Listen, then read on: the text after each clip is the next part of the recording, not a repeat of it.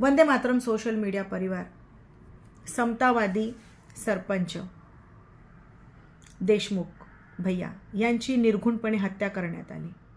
परळीमध्ये, बीडमध्ये वाढत चाललेलं माफिया राज आणि खंडणी प्रकरणातून त्यांची झालेली हत्या, या सर्व विरोधामध्ये तुम्हा सर्वांना माहिती आहे की समाजाच्या प्रत्येक स्तरातून विरोध होत आहे।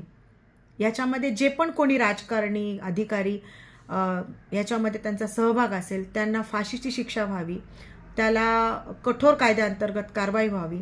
त्याच्यामुळे प्रत्येक स्तरातून आंदोलनं, मोर्चा करून सर्वसामान्यापासून सर्वच जण या अन्यायाच्या विरोधामध्ये आवाज उठवत आहेत।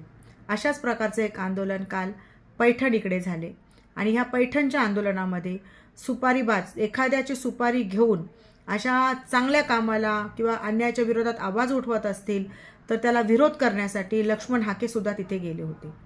म्हणजे लक्ष्मण हाके असतील किंवा आत्ताच्या वेळी ॲडव्होकेट गुणरत्न सदावर्ते असतील, ह्या लोकांना जणू काही लोकांनी सुपारीच दिलेली आहे की ते बिंदासपणे धनंजय मुंडे यांची बाजू घेत आहेत। वाल्मिक कराड जे की ह्याच्यामध्ये आरोपी आहेत आणि सध्या ते कोठडीत आहेत, पोलीस ताब्यामध्ये आहेत, अशा लोकांची ते बाजू घेत आहेत।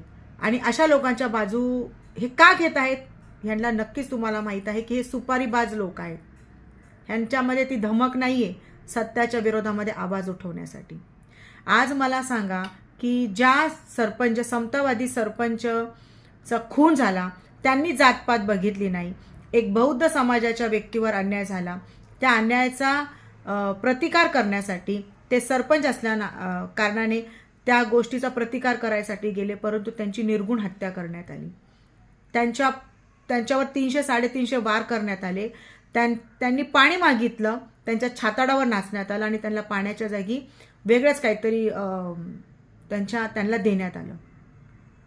तर अशा प्रकारे निर्घुणपणे हत्या ज्याची झाली आहे त्याच्याबद्दल जे लोक अधिकारी असतील, जे काही राजकारणी असतील, जे लोक दोषी असतील त्यांच्या विरोधामध्ये जर आवाज उठवत आहेत आणि ज्या आवाज उठवत आहेत, खास करून मी सांगू इच्छिते की अंजली दमानियासारखी लोक असतील, करुणा मुंडेसारखी लोक असतील, सुरेश धस जरी ते बीजेपीत असतील, फक्त मला एवढंच म्हणायचं की सुरेश धस जे आरोप करत आहेत त्यांनी लवकरात लवकर सगळ्या गोष्टीचे पुरावे हे तपास यंत्रणेला दिले पाहिजे, जेणेकरून तपास जलद गतीने होईल आणि दोषींवर कारवाई करता येईल।